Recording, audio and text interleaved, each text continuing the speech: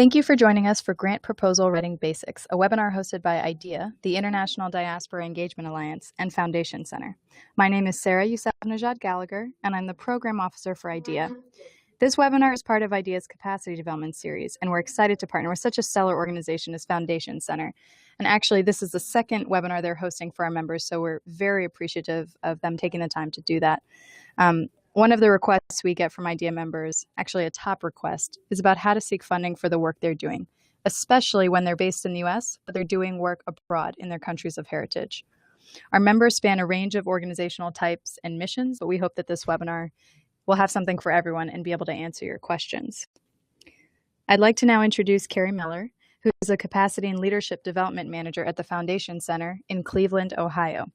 She's responsible for designing, managing, and delivering in-person and virtual training programs to build the capacity of nonprofits around the country.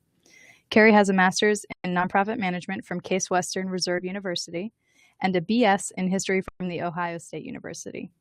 With that, I'll turn it over to Carrie. We're so glad to have you. Welcome, Carrie. Thank you, Sarah. I'm really glad to be here. This is a fun training for us to do. So I'm very glad to be here. As Sarah mentioned, I'm Carrie Miller. I'm here in Cleveland. Hopefully, wherever you are, which I saw the list is around the world, you are having better weather than we are having.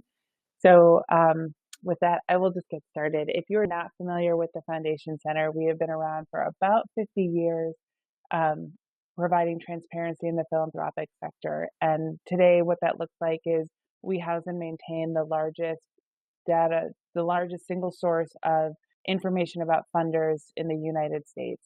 And we work to educate people how to access that information, how to do their work better by being better fundraising professionals, leaders in nonprofit organizations, and board members and volunteers. So I'm excited that there are so many people here who are interested in this topic today. I am going to go ahead and get started because we have a lot of information to cover. As Sarah mentioned, your microphones are off. I can't hear your questions, but I am going to, Sarah's going to collect the information, the questions that you have, and we'll try and save some time at the end where we can go back and cover them. So I'm just going to dive right in and talk a little bit about proposal writing. So the other thing that I want to say is that I personally am not the number one expert on fundraising internationally. The Foundation Center, however, has a lot of information on how to do that. I've done a bunch of research in the past several weeks now to prepare for this, so I have some context and information. The number one thing that I will tell you is that there are some things to be aware of as you begin this process. There are some funders who are not looking to fund things at an international basis. There are some processes and rules that you have to follow when you are funding internationally. Primarily, those rules and things come into play when you are talking about an organization that is operating outside of the United States seeking to find funding from United States funders. So if you are operating in the United States and doing work abroad, there are a few less restrictions. There are a couple of resources I can direct you to right now in this training, but there are also a ton of other resources out there. I just did a Google search on international fundraising and found a ton of information. So, and good reliable sources as well. So we'll talk a little bit about that as we go along. That being said, from what I have gleaned both from my reading studies and also interacting with international organizations, both those who are housed in the United States and outside, funders typically look for the same thing. That goes for both individual funders and institutional funders. So we are going to go ahead and dive right into a conversation about what institutional funders are looking for when they are reading your proposals. So today we're going to talk about the basic components of proposal writing and what the process is of submitting your project proposal. There is a process to this. I have been working in the nonprofit sector for over 10 years now. I'm getting a little older than I thought going into this. But in my experience, I worked in direct service organizations, and in my experience, it has always been, we got to get that proposal written. We got to do this. Oh, I just heard of this funder. We have to do this. Not until I came here to the Foundation Center, which was about a year and a half ago, And I looked at a slide very similar to this, and I was like, oh, planning and research before you start writing, that is a new concept to me. One of the things that I appreciate about this slide is, even though it is very simple, it very clearly illustrates that of the 4 steps in putting together a proposal, it is not until the 3rd step that you actually start the writing of it. It's really important to do your planning and your research before you get started. So when you're in the planning stages, this is where you want to be able to pull your community together. And I know that in nonprofit organizations in general, it tends to be a lack of staff, and we all wear a lot of different hats. And I know that that is something that is even more so an issue in some of the organizations you're working in. So, find out who your community is. Maybe it's your board. Maybe it is, friends and family. Maybe it's, ideally, it could be the community that you're working with and for, that you say, what is it we need to do in this community, and how do we think that it needs to get done? What is the issue, and how are we going to address it? So what do you need the money for? And really thinking through what the project's going to look like. Everything that we're talking about today is going to be based on a project proposal. So this is not general operating. This is money that you're seeking for something that's very specific. You want to be applying for one thing and telling your organization's story and how you're going to address, one of the many issues that your organization works on.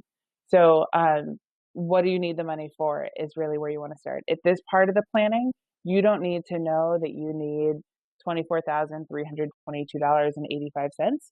You need to know that you need somewhere between $20,000 and $25,000. What that's going to help you do is, when you start moving into the research phase, which comes next, that's going to help you really think through how many funders do you need to look for.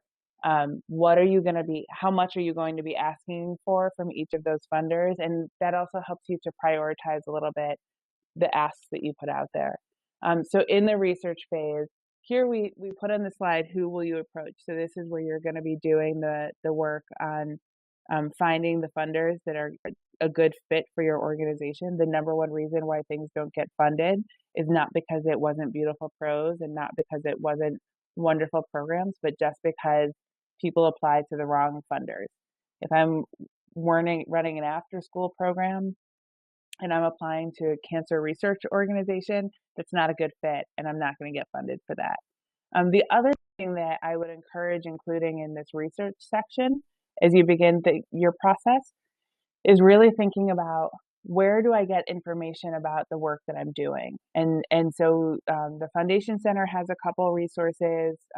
Issuelab.org is a website that is free and open to the public, maintained by the Foundation Center. And it's white papers and reports from around the world about various issues. So you can type in climate change and get reports of practitioners and funders from across the country who are working in climate change. And that can help you fill out your proposal when you get in the writing stages. So now that you've started doing your planning and your research, now you start thinking about the writing. How do you put all of this together in a single document? What we're going to talk about today is a 10-page proposal, and it's really going to serve as a template for your proposal writing. There very rarely anymore do you have to submit a 10-page proposal. If you're talking about a government grant, that's likely going to be a 100-page proposal. So that's something that's very different. That's not going to necessarily be something we're going to talk about here. But a 10-page proposal is going to not necessarily be something you turn in, but it's going to give you all of the pieces that you can pull from when you start to tailor your proposals to different funders. So we're going to talk a little bit about the writing, and then the follow-up. What do you do once the decision has been made? What do you do after you submit your proposal? It's in the process, and the decision is getting made. Before we even get into the planning, I want to talk a little bit about the process of there's the writing, and then we talk about follow-up. What happens in between there? Oftentimes, particularly when we're talking about international work, and you're looking at funders in the United States, those funders are going to be your big foundations. It's going to be your Gates Foundation, Carnegie Foundation, Kellogg, all of those they're working at a very high level. So you will likely be working with a program officer. That program officer will help you through the process. They're going to be the ones, they're often going to be, particularly when we're talking about those large foundations, they're often going to be somewhat of a content expert. So whatever their field is, you'll have a program officer in health and human services, or in health, public health, education, youth education, something like that. You'll see as we start to go through some of the records that information is accessible. You'll have that program officer who helps you through the process. When you submit, that program officer takes your proposal, puts it, assesses it, puts together an executive summary of their own, pulling from the executive summary that we're going to be talking about in a little bit. And they take that information to their board of directors. And then ultimately the board of directors is going to be making the decision. This is true for both public and private charities, corporate foundations. All of those groups are going to have a similar process. Some of those groups are going to have a different process. We'll talk about that in a second. So they're going to take your executive summary to their board of directors and basically defend your proposal to that board. And the board's going to ask questions about why they should choose your organization to fund. And that program officer is going to, in working with you, be able to answer all of their questions. So then once that board meeting happens, then the board of directors makes the final decision on funding, and then you hear back. So those are for your large foundations. Then you have private foundations. Those are often family foundations.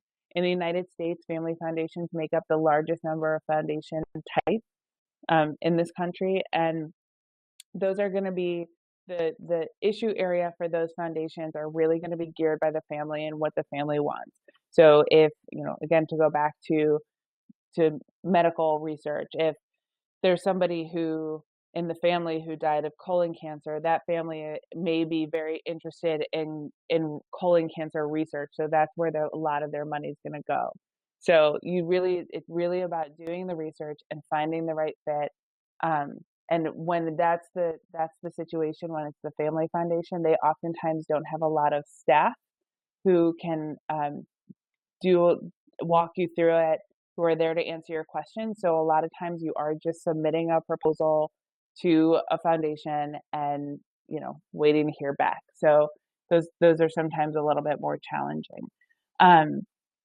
The other thing, I just caught out of the corner of my eye a question. I just saw the word grassroots, and I also want to say that a lot of this work spans organization size. So a lot of this information is really for all levels of organization, those that are working, those that are small organizations with a $50,000, $10,000 annual operating budget, all the way to $1 million+ operating budget.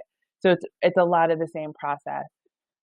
There may be different sources that you look to, and we can talk a little bit more about how to identify those, but it's really, if you are applying for grants, it is very much the same process. So we'll come back to that question in more depth later.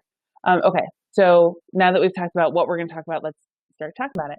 So there's the planning, the first important step. This is where you're getting your whole team together and you're all hashing out what's going to happen. And it's great if in this situation, if you do have volunteers who are going to be doing some of the direct service, make sure those people are part of the conversation. They're the ones who are interacting with your community, who know your community best and know what will work in your community. So you want to make sure that you are incorporating a lot of those people in the planning process. So we started talking about research and finding the right fit. So this is, again, making sure that you are finding the organization or the funder that is working in your interest area, in your geographic area, and who's providing the same kind of funding that you're looking for. And at this point, Sarah, I think we can go to the foundation map. We're going to walk through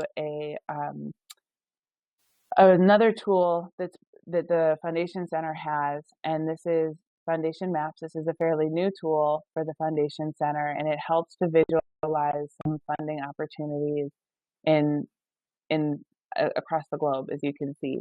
So one of the things that this comes in the research stage. This is visual. There's a lot of things that you can do with this. I'm going to go through it very quickly, give you a very sort of broad example of how you can use this as a resource.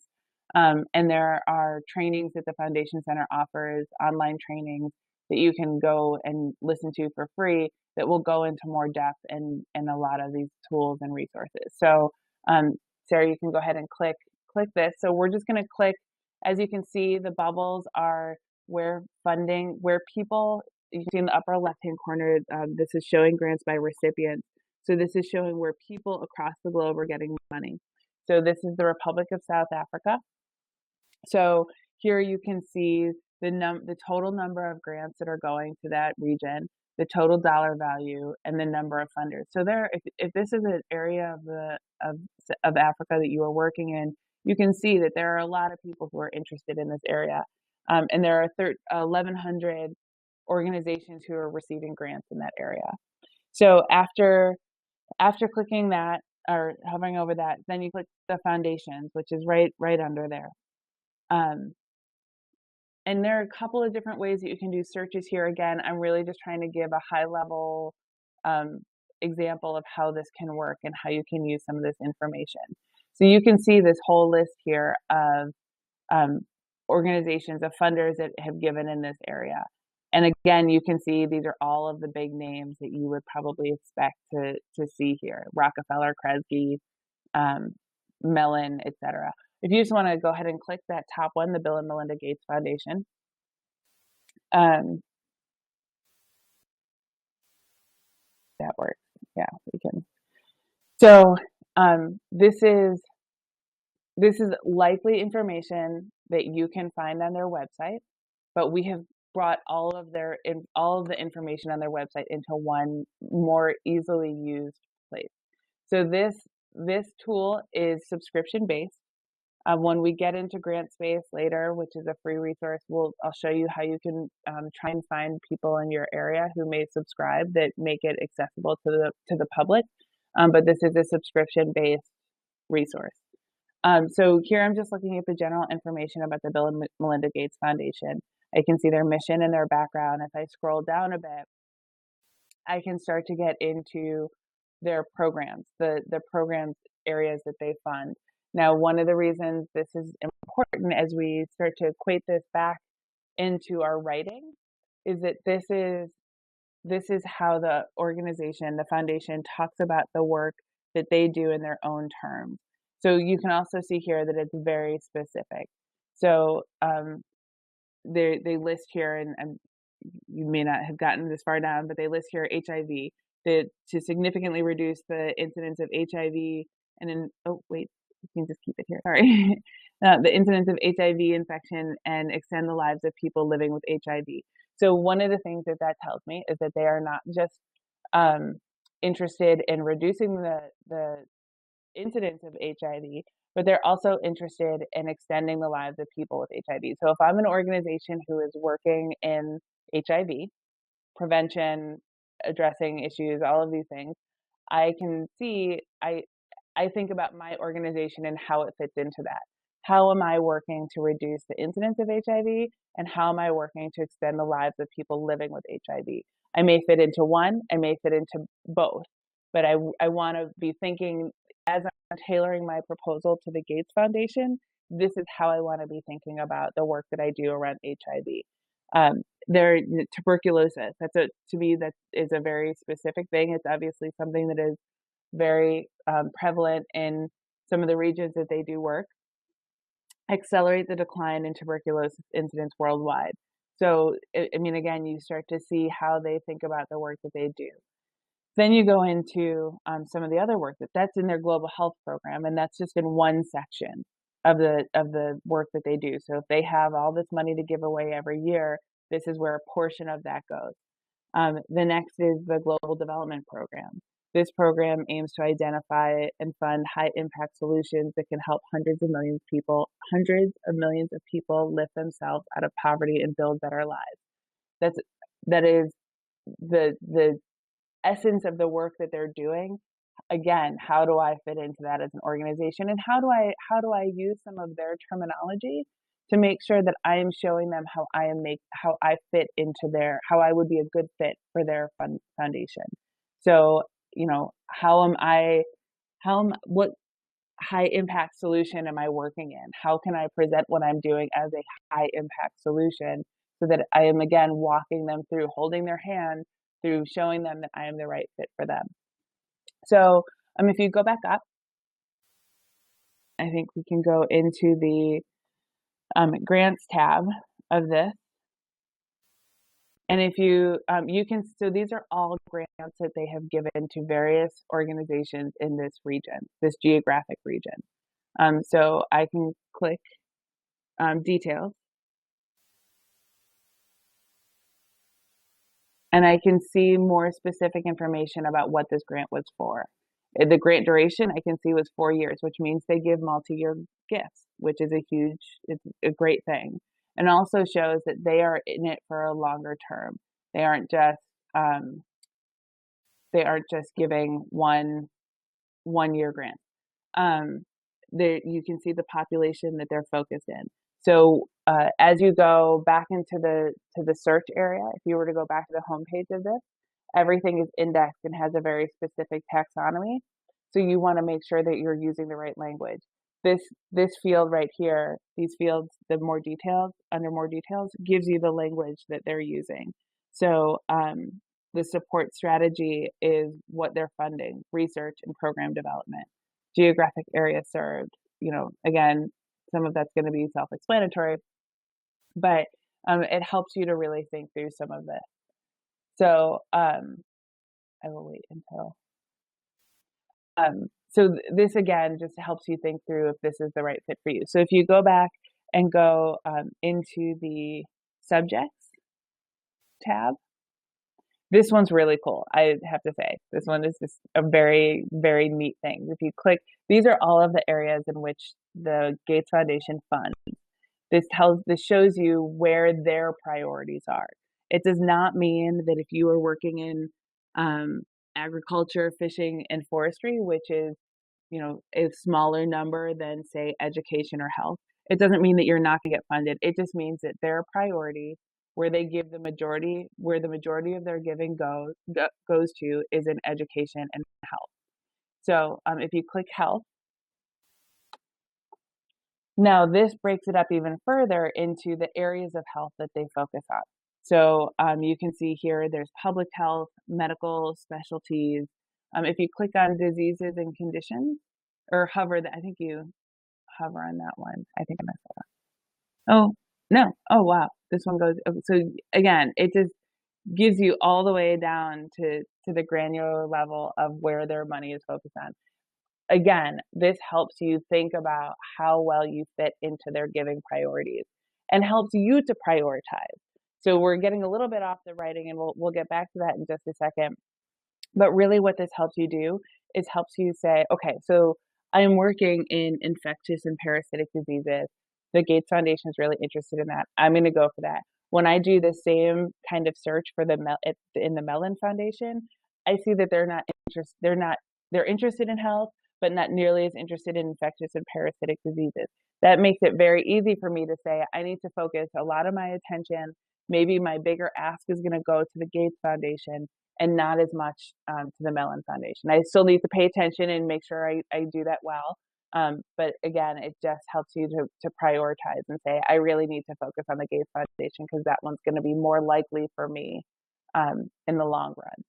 So that is a little bit of the tools that we have. And I want to just be aware of time and get back to the proposal writing, to the presentation, so that we can get through that. But there's a lot of this information that's out there for you, and we'll come back to some of it. But you can really use that information and really think through how you can use that information as you begin the writing portion of your proposal. So it can just be very beneficial to help you with terminology, to help you with other ways that you can think about that. So that is the research portion.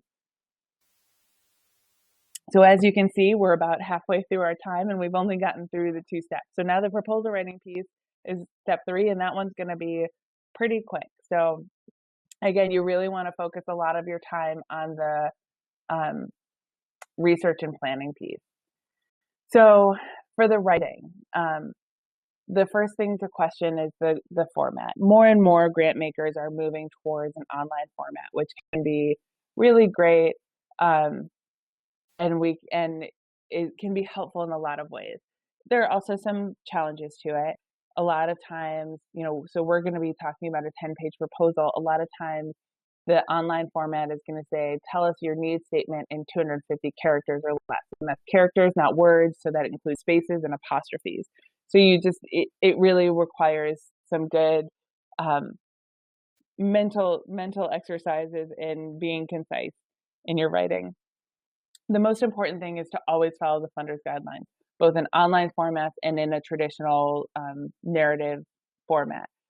Just the funder will provide information as to what they need to make decisions, follow that, answer their questions. That's really the most important piece. And if they say 3 pages, make sure it's only 3 pages. Here are the typical proposal elements. As I talked about before, this is a template, so you may not need all of these things. You may not need organization information if this is somebody that you've applied to in the past, but we're putting it all in here because we just want to talk through what a complete proposal could look like. So we talked a little bit about the executive summary already. As the name would suggest, it is a summary of what you're writing. So this is typically something that we suggest you do at the end.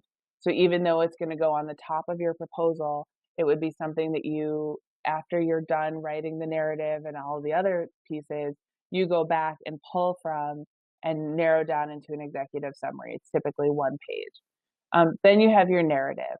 Your narrative is going to be the largest piece of your proposal. It's going to include the statement of need, the project description, organization information, conclusion, budget, and supporting materials. So we'll walk through each of those as we go along here. So your statement of need, this to me, and my colleagues I think would agree, is one of the most important parts of your proposal. So of your narrative. So the important parts of your bigger proposal are your executive statement and your budget. But within the executive statement, you're also going to have a statement of need. I like to refer to the statement of need as your thesis statement. It's everything else that you're going to write about is going to flow from your statement of need. Your statement of need is not about what your organization needs. It's about what the need is in your community that your organization is going to address. You should get through the majority of your statement of need without even mentioning yourself and what your project is. You use your project as sort of that transition. Here is the problem in our, we want to address homelessness.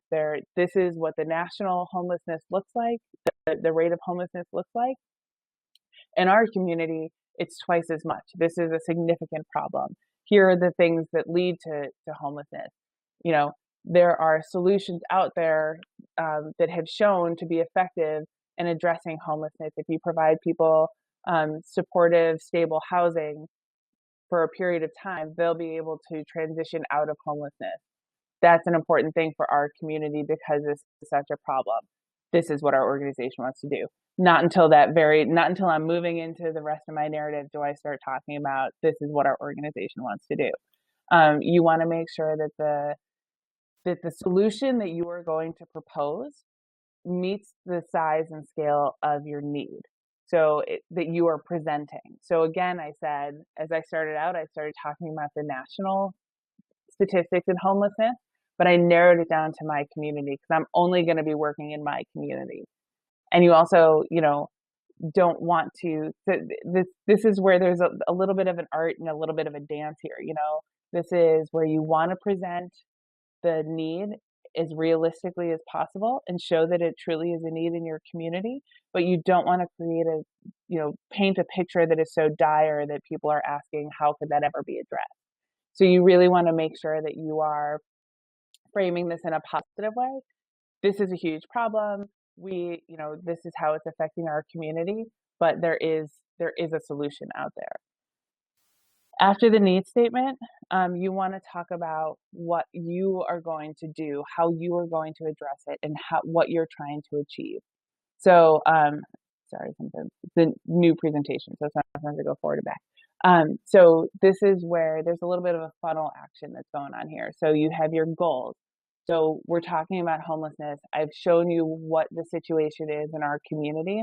Our goal with this project is that we are going to reduce the homelessness rate by 10% over the next 10 years. How am I going to do that? So then you need to lay out outcomes, and those outcomes need to be measurable. So your big goal, your ultimate goal is that you're going to reduce the rate of homelessness by 10%. You have this program where you're going to provide permanent sustainable housing for a handful, however many you can provide for. And that's what you're applying. Your grant is applying for money to build permanent housing for the homeless population. So you want $50,000, and now you want your outcomes. So we need $50,000 to create housing for 100 members of the homeless community. We're going to by the end of the year, we will have. Sorry, I'm doing this on the fly. By the end of the grant cycle, we will have 90% occupancy rate. Of that 90% occupancy rate, 40% will have a job through using the services that we're going to provide to help them find jobs. 20% are going to move out to permanent housing that they find on their own.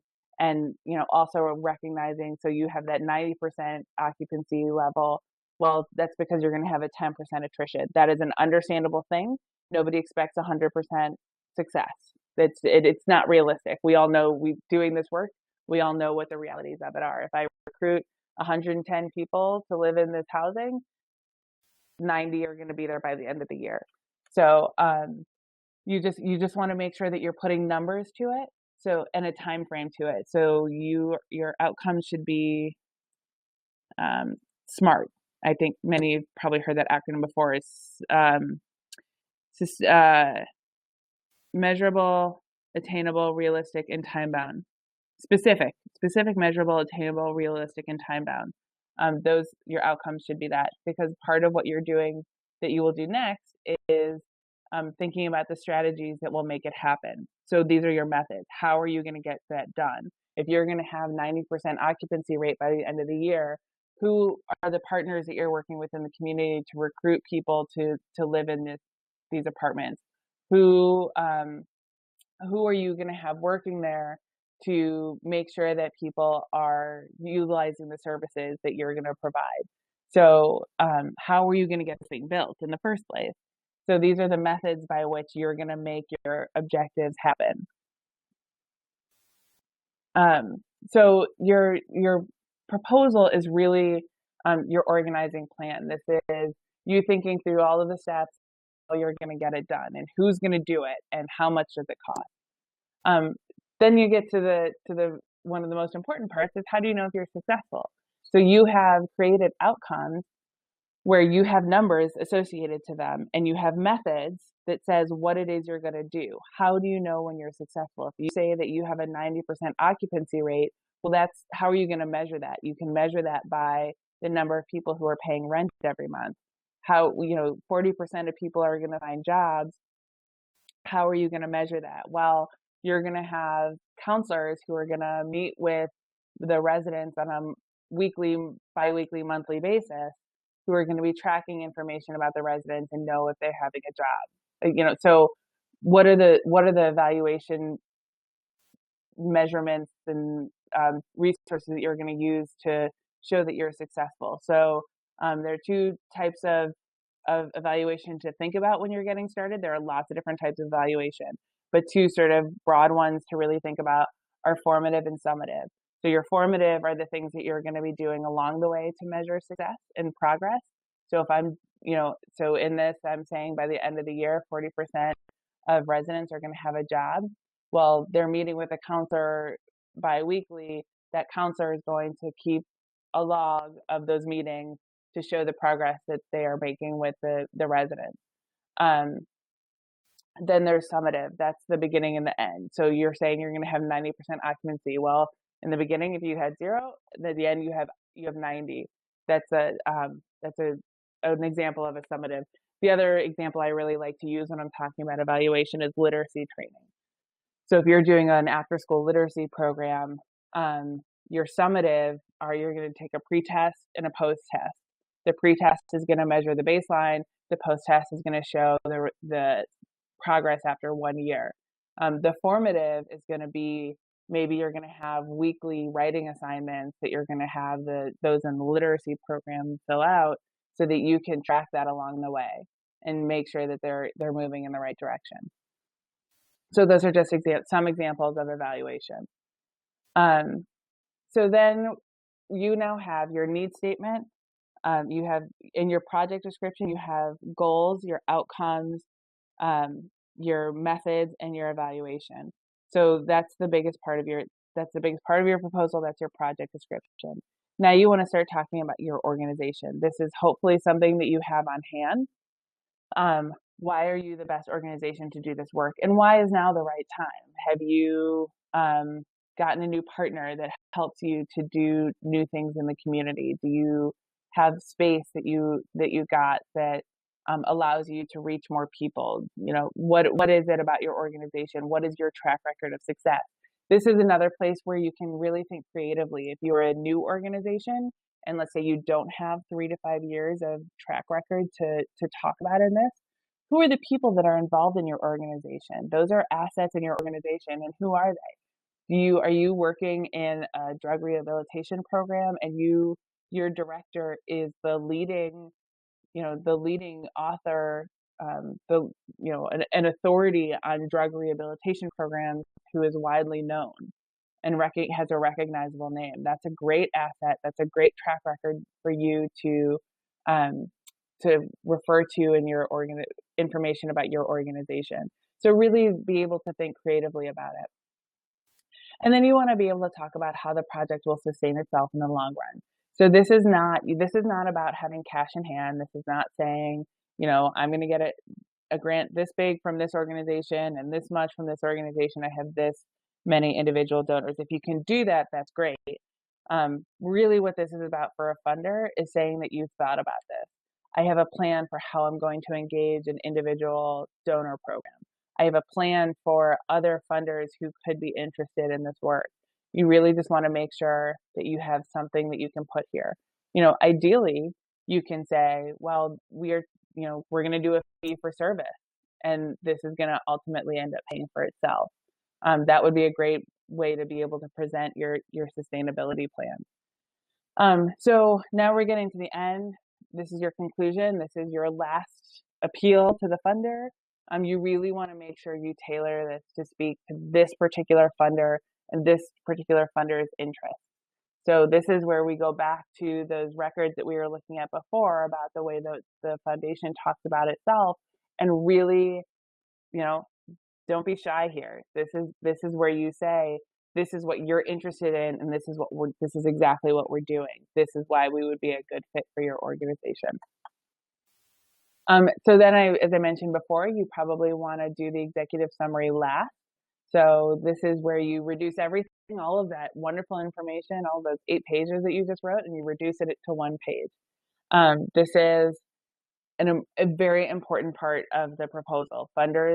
Many funders we hear, so a third of funders will look at the executive summary and make a decision. A third of funders will look at the budget and make a decision.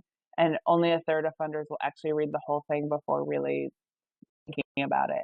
So you really want to make sure that you're spending a lot of time on your executive summary, and that you are able to condense the most important part of your need statement, the most important part of your project description. You want to make sure that you have your project description, that you have your goals, that you have all your outcomes, that you have, as many of the methods, the most important methods that really show how you're going to meet those outcomes, and really thinking about the evaluation and how what it's going to mean to be successful, and how you're going to be able to show that you're successful. So then the supporting materials. This is really follow the funder's guidelines. It should all be listed there for you. Most are going to ask for some documentation that you are a nonprofit organization. Some are going to ask for some tax forms. This is where, a conversation, if you're an international organization, comes into play. Um, for online applications, it is okay to add links where possible. Recognize that when you're doing online applications, some of the formatting for things may not translate. So you may just want to check those links before you send them. If you are including links, make sure that it's a live link, that it's not, that all the things are there, that it's not a broken link, that's not going to go to where you want it to go, that it goes to where you want it to go. So if you have a video that you want to show and you don't want to send a video unless they ask for it, especially if you're online, then that's not possible. If there's a video that you want to show, make sure that link goes directly to the video. If that means it's to your homepage, make sure the video is on your homepage. Make sure your homepage is up to date. Make sure all of the information is relevant to the work that you are doing currently. Just make sure that you know exactly where that link is going. The other thing, we had a funder say not too long ago, people they have a very specific list on their guidelines as to what to send, and people send these videos that they've spent a lot of time and money creating, and they don't have any way of showing that to their board members. So they have a drawer full of videos in their office, and it's not helpful, and they don't like that. They feel bad about that. So the follow-up. So you've submitted your proposal. What do you do next? It is not unreasonable to follow up. Sometimes if you're submitting to these large organizations, you kind of have no idea where you hit send and you don't really know where it's sent to. So it is okay to follow up and just make sure that, particularly if you're working with a program officer, that they got all the information that they need, and see if they have any questions. There are some things that you do want to check in with your funder about as you go along. So if the answer is yes, you want to make sure that you keep the funder informed. So this does not mean signing them up for your weekly e-blast without asking them. This just means, if they fund a particular program for you, that you get some media coverage, send them that media coverage. That's a great thing. That's what they want to see. If you're doing, I tend to go back to after school programs a lot. That's my background. If you're doing an after school program and you have the students they're creating holiday cards for their family, and send that to a funder. That's the kind of stuff that they like to see, thanking the funder for their support. Be responsive. If the funder calls you, wants to come do a site visit, wants to come see how you're progressing, just make sure you're paying attention to that and checking your email. And most importantly, do what you said you were going to do. So if you get the proposal, you will get a letter in the mail that your organization signs, as the foundation signs. That is you signing basically a contract that says, I agree to the expectations that are laid out. I agree that to the budget that has just been approved. It means you're going to spend the money the way you said you were going to spend the money. And you will have to do some reporting on that. So it could be, that letter will also have the dates that your reports are due. Some funders only want one report at the end of the year. Some want quarterly. Just, be aware of what they are and put them in your calendar right away if you can. And just make sure that you are saying you're doing what you said you were going to do. If you want to build a computer lab, and part of the $50,000 that you got as a grant was $10,000 of that was for computers, and then somebody decided to donate $10,000 worth of computers. That doesn't automatically mean that you can just spend that $10,000 on something else. You have to go back to the funder, and you have to have a plan in place and let them know what that is. If that means, hey, we want to buy $10,000 more worth of computers so that we can double the outreach that we have. Can we put this money towards next year? To make sure that the program continues on. Just make sure you have a plan and that you know what some of the options are. If the answer is no, take a breath before picking up the phone or taking the email. It's not personal. And we hear from funders all of the time that they get nasty emails and nasty voice messages, and that does nothing to help your cause. So you just want to make sure you take a breath really quickly. It is, however, a really great opportunity to continue building the relationship. So after you have calmed down a bit, do pick up the phone and do take the email and ask the funder what was wrong. a lot of times it could just be the timing wasn't right. I work in a community and a small grassroots grant making committee here, and we get a lot of proposals for community gardens in the spring and a lot of proposals for after school programs in the fall. If we get a proposal for a community garden in the fall, it just throws us off. And it's just not something that we sort of think about as our fall funding. So it could just be timing. And that's a great opportunity to say, it didn't work this time. Can we apply for future funding? So it's a great opportunity to keep the relationship going. Most importantly, you have done a ton of research and a ton of planning. So you have a list of 10 other foundations and funders that's going to be interested in what you're doing. So move on to the next prospect on your list.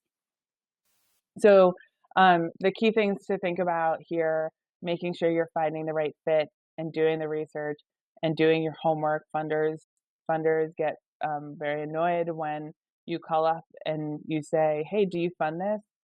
Well, did you look at the guidelines? That's going to be the first question they ask you. And if you didn't, that's not a good first impression. Be positive.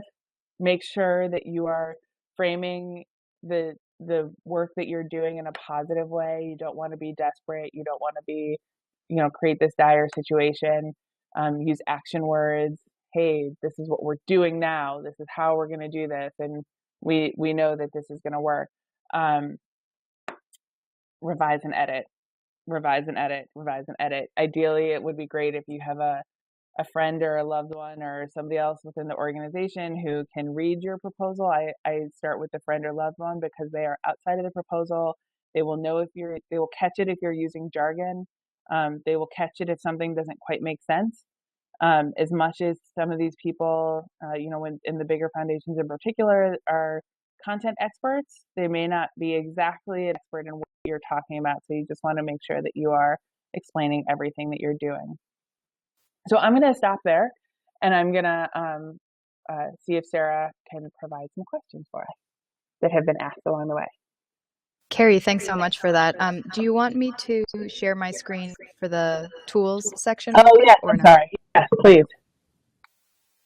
So I have referenced grantspace.org a couple of times. So Sarah's going to pull that up and show you what it looks like. This resource is free and accessible from anywhere. So you can please feel free to go ahead and go to grantspace.org and find this information. So it pops up. Before you go anywhere, Sarah, if you look on the right-hand side, there's a bar here that says Find Us. If you type your zip code into there, you can find libraries, nonprofit centers, universities, whatever, near you who subscribe to the foundation directory and make it free and accessible to the public. So in these places, you'll see that you'll go there and there'll be a librarian and a computer that is dedicated to using the foundation directory. So I just wanted to point that out before we got too far. And then if you go in the tools section, under tools, there's sample documents. The knowledge base as well. The knowledge base is just a ton of information about nonprofit management. You don't have to go there, but it's just nonprofit management. A lot of the stuff that we've been talking about today will be there, and you'll see it's just a ton of information. But here under sample documents, there are cover letters, letters of inquiry, proposals, budgets, and letter proposals, which are similar to letters of inquiry. These have all been funded. These are all just examples of things. So big and small organizations. So there are some grassroots organizations in here. When you go through, we just ask that you don't play drive, but I don't think any of you will. But one of the things that this is really helpful for, we sort of talked through what should be included in the narrative, but a question that we get a lot is about what it should look like, what the presentation should look like. And if you go through here, you can get some ideas of what that is. So some of these are going to be examples of online applications, but there will also be, some different formats that may help you think through how you want to present it. Really, you'll see as you go through some of them. Actually, one of the things that we like to point out when we talk about this, we can go back to the presentation, but one of the things that we talk about with this is that you'll go through those and you'll read some of them. You're like, seriously, this got funded? And it just shows you that if you've met one foundation, you've met one foundation. Sometimes it doesn't have to be perfect. Um, Funders, especially if you're working with a program officer, tend to know your program. But I'm not saying you should not try to make it perfect, because you should. But um, you'll see that there are differing opinions of what is good. So, um, Great, Carrie. Thank yeah. you so much. And we do have a lot of questions, so Okay. hopefully we can go through them sort of quickly. Sure. And maybe I'll bunch together a few that are similar. So one is, what would you suggest proposal-wise to new organizations who are just starting out? Because sometimes it's hard to break the mold, and when there are larger aid organizations or other organizations who are looking to fund groups who already have set grantees or set contractors. Mm-hmm. So the first thing I would say is, when you do some of the searches in our directory, you can click a box that says, don't show funders who are not accepting applications. So as you're starting out, yes, that is the way you should do that. However, I will also say that it is not impossible to build a relationship with those organizations and get on their list. So I would encourage you that after you kind of get the ball rolling in your fundraising, that you go back to some of those and you start to build some relationships and make some contacts at those places.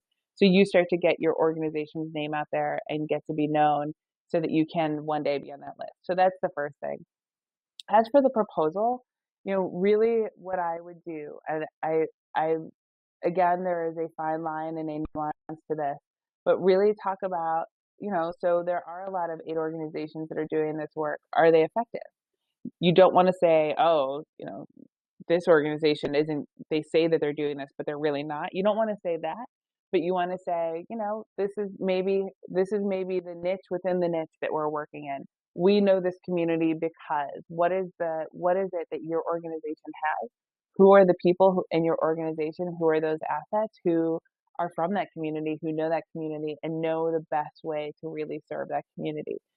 So that's, again, focusing on that need statement, making it known and shown that you know what the needs are in that community, and in that you're also saying why why the people who are working in your organization know this community this well.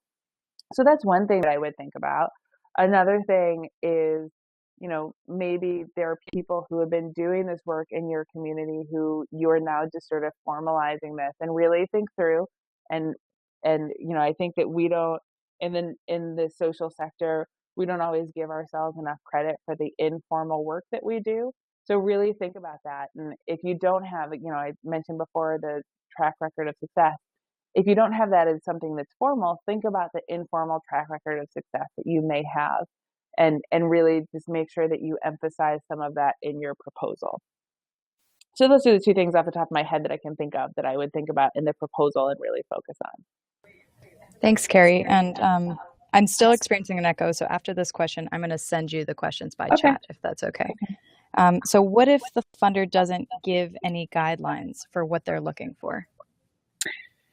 So what's interesting about that is, the funder doesn't give any guidelines, and you call the funder up and you ask about it, and they're going to think that they did give the guidelines. So sometimes it is not as clear as the funder may think.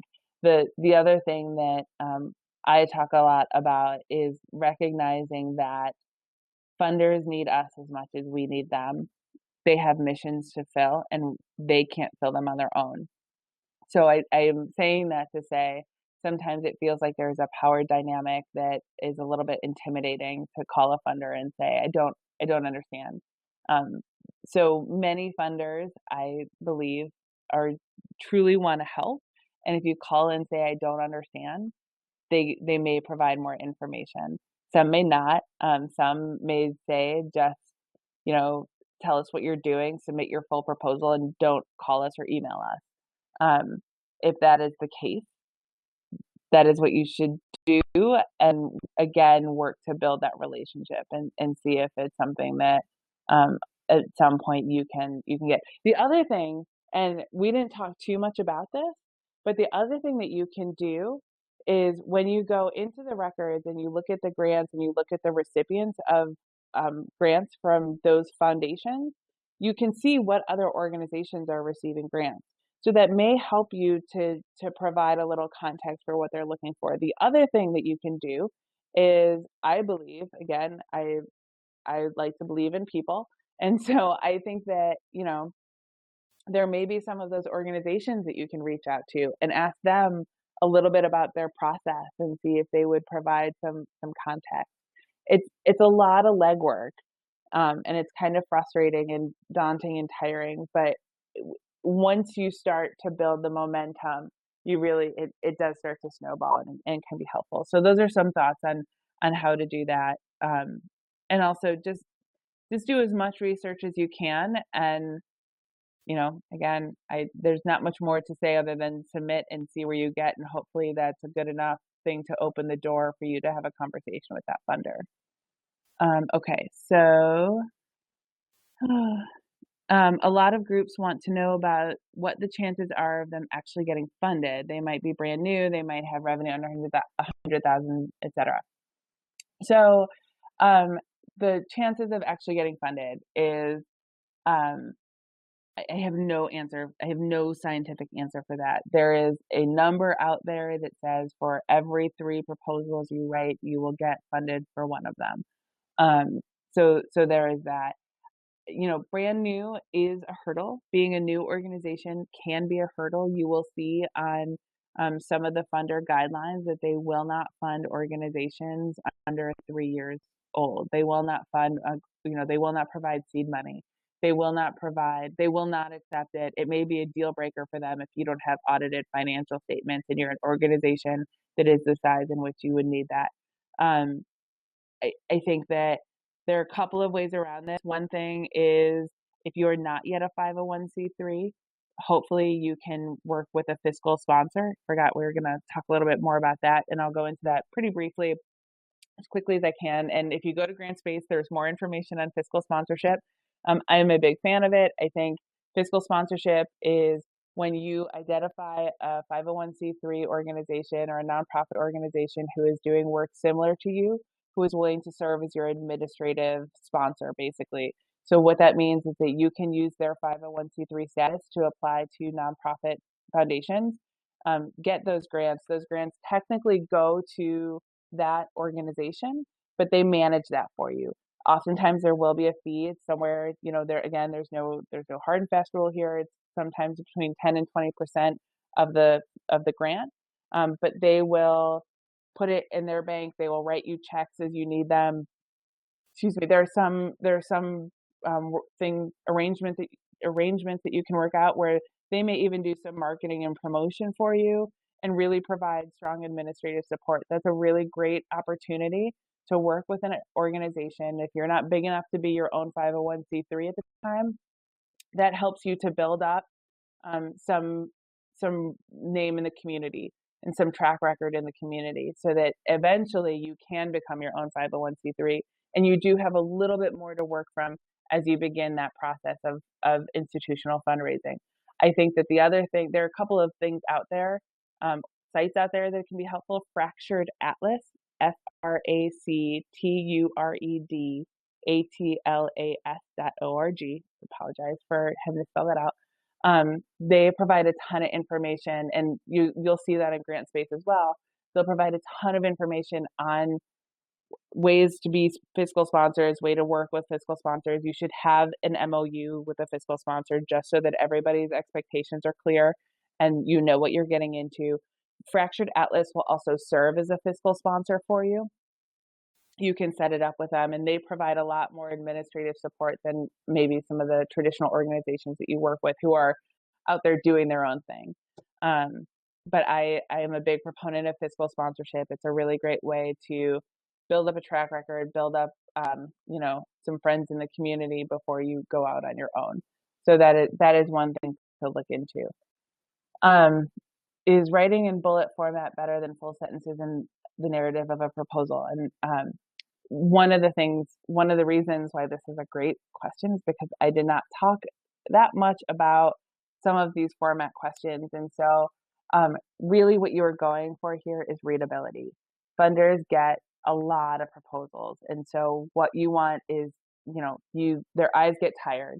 You want to make sure that you present it in such a way that it's easy to read. So bullets are great and very, funders appreciate bullets. I like charts. I think charts are great too. All of that is appropriate in your proposal, and helpful as when it goes to readability of your proposal. So those are definitely things that you can think about.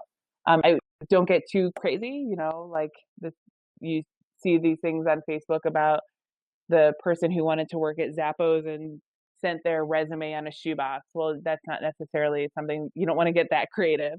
But you do want to make sure that you're helping them mix it up and providing some white space on the page. Um, can you talk about qualitative indicators that are popular among grant makers? So testimonials are great. If in your needs statement we talked about, getting information that you're citing from reports and white papers and things like that. Information from your own organization is really great as well, if you've been tracking information over time.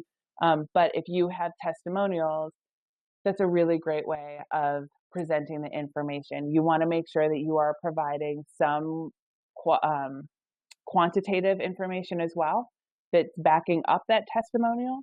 But if you can talk about it in your needs statement, that's great. If you can talk about it in the work when you're talking about your organization, also really great. And so that is you going out to your community and collecting stories either about the need that people are facing, or maybe it's them talking about the services they receive from your organization. So that can be really helpful. That is one of those things that is best used sparingly within your proposal, but is definitely something that helps to humanize your proposal. So it can be an important part. What will happen if you did not attain the results expected timely in proposal writing after you got funded?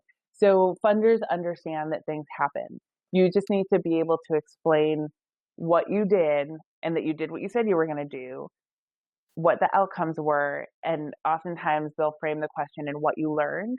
And so it's one of those things where you say, we wanted to recruit 100 people to live in our housing structure, homeless citizens to live in our housing structure. We followed the methods that we laid out and things that have been proven to work in the past, because it was an unseasonably warm winter, because there was another housing unit that opened down the street, whatever it was. Because of these reasons, we were not able to meet our goal. If you just want to be able to show, and that's one of those things too, where you want to be tracking along the way, so that when you see that you're not on target to reach your goal, you can really be documenting what you're doing and documenting why you're not reaching your goal, but maybe even change tack a little bit and say, you know what, when we got we got the grant in June or in July, and in December we saw that we weren't going to reach our goal, we weren't hitting our numbers, so we changed our recruitment method. Instead of trying to find homeless people on the street, I'm sorry if I'm speaking broadly here, we decided to partner with a local homeless shelter and have them help us identify people who would be good candidates for this and who had already done some of the vetting. So not only are you showing that you were tracking it along the way, but you were also finding new solutions along the way to help you reach your goal. Or you say, weren't able to solidify the relationship with the shelter until April. So we were not able to make our June deadline, but we're on track to reach those numbers. So it's really just about being open and honest and having the communication with the funder. Sorry if I'm taking too long to answer these. Carrie, you're good. I may just pause there and see Okay. if I think there's one more question that came up a few times, which is, of the resources you mentioned, can you just say again which ones are free, which ones have a cost, and what's associated with that? Sure. And I am not going to know off the top of my head what the specific costs are with some of the resources, but I will tell you that you can find that on the website. The foundation directory online is a subscription-based resource, but you can find some places that may provide it for free on Grantspace. I do believe that it is about $40, somewhere between $30 and $40 a month for an individual. The Foundation Maps, which is the tool that we looked at, that also has a fee associated with it. I'm not going to try and even guesstimate what that fee is, because I won't give you the right thing. But you can find out more about what those fees are on that website. And then grantspace.org is completely free. Issuelab.org is completely free. You can find all of the Foundation Center resources if you go to Foundation Center, all one word, .org. Under Gain Knowledge, you will see a lot of our different tools and resources there, and you can learn more about each of them through that. So, Sarah, I have more time if you want me to keep answering these questions, or I want to respect people's time as well, and it may be time to move on. I think we can stop there. I've also answered a few by typing answers great. into the chat box. I think the one that we didn't answer that was unlike other questions was just, do foundations fund social businesses? A couple people were talking about social businesses or I guess entities that are working to drive social change, but they're not necessarily of the nonprofit structure. Sure. So there is, this is another thing that I am not fully versed on. PRIs are sort of a newer thing when it comes to giving that foundations are participating in. PRIs are program related investments. These are special social investments. The primary purpose is charitable, with a charitable effect, and that would not have occurred without the investment. But it is a traditional investment where it is paid back, that the foundation in some capacity gets their return on that investment. So that is one way that foundations are beginning to work with social businesses or social enterprises. It also just depends on how those businesses are set up. That's another place where you can work with a 501c3 to maybe there are different things that you can do. I don't want to necessarily put too many out there, because there are implications for all of them, but maybe you are a business who, a B Corp or something, who is interested in providing low cost or on a sliding scale resources, tracksuits, tennis shoes, and running uniforms for students in schools. And you have uniforms that are $100, but to the schools you provide that for a discount. That is not necessarily something that a traditional institutional funder will fund. However, you may be able to work with your local school district, and they may be able to apply for a grant that would then pay your company for those. So there are things that you just, that you have to be maybe sometimes creative with. I would talk to an accountant and a lawyer. I am neither of those things, so I just want to make sure that's clear. But there are ways of doing that. But the likelihood of you getting a direct grant, traditional grant, if you are not a not-for-profit, are slim. So that is the answer to that. There's also more information about that. If you type in social enterprise on Grantspace in the search bar, you'll find that more information on that. Carrie, thanks so much. And people are trying to get their questions answered at the last second. Looks like there were a couple we missed. Maybe just one last one, and then other questions. If people didn't get their questions answered, send me a note to sarah@diasporaalliance.org, and I will answer them, or I'll get Carrie to answer them, and we'll respond to you. And I'm going to type my email address in the chat box so you all know where you can reach me. The last question, Carrie, I promise, is if the overall purpose of the project is to improve quality of life and raise awareness on that issue relating to a particular community, how can you quantify that? So the question's about measuring social impact when you're talking about sort of larger scale change projects. Right. And that is the squishy stuff, as I refer to it. And so again, funders are aware of that. The important piece in those kinds of proposals, I think, is more focusing more on your process maybe than your measurement. So, obviously behavior change is something that happens over time. Quality of life is something that happens over time. Um, and those two things are linked, I think, to a certain extent. So, you are not going to be able to quantify that within a year, and the likelihood of actually really being able to quantify it at all is touchy.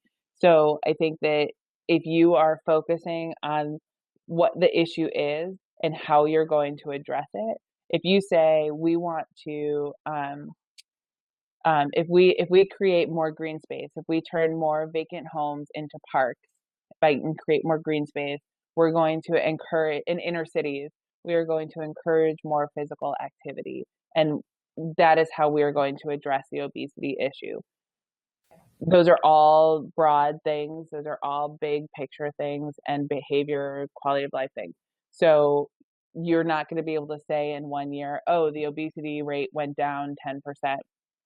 But you can say, we had we sent out surveys to our partners and they used the park X number of times. We really we did door-to-door campaigns getting people in that specific community aware. We ran this many programs in the park.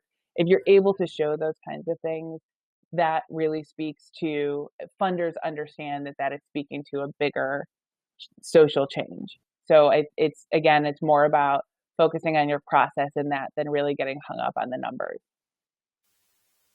So Excellent. Carrie, thank you so much. I can't say how much this has been of value to our members, except that you can see from the many questions and comments that people really appreciated this and I think was useful. And we did offer to answer more questions by email since they're still flowing through. So yeah, I'm happy to provide any of that I can. Excellent. So thank you so much for joining us and providing the content for this webinar. It was really valuable, and maybe we can get you guys to do something in the future. Thank you, and definitely. This is great for us as well, so we enjoy it. All right. Thanks, everyone. Have a great day. Thanks. Yeah, thank you for all your questions. Bye.